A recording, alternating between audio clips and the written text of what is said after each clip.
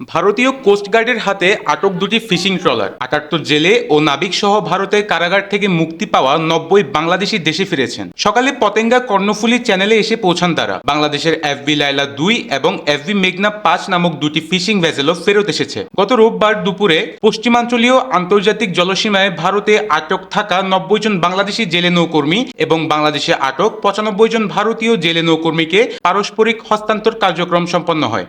যে অভিযোগ ছিল তারা ভারতীয় সীমানার মধ্যে গিয়ে মাছ ধরছিল, সেই প্রেক্ষাপটে তাদেরকে ধরে নিয়ে যাওয়া হয়েছে। তো যেহেতু তারা এসেছে, এই বিষয়টা পুলিশকে অবগত করা হয়েছে।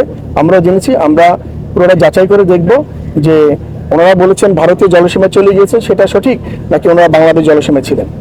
এটা এই বিষয়ে এখনো বলা যাচ্ছে না কিছু, কারণ আমরা যে প্রেক্ষাপটে নিয়ে এসেছি আপনারা শুনেছেন, আমি বলেছি যে আমাদের এখানেও কিছু ভারতীয় জেলে আটক ছিল এবং তাদের ওখানেও ছিল। তো সরকারের পক্ষ থেকে দ্বিপাক্ষিক সমঝোতার ভিত্তিতে বিনিময়টা হয়েছে। ওমর ফারুক, চট্টগ্রাম পোস্ট।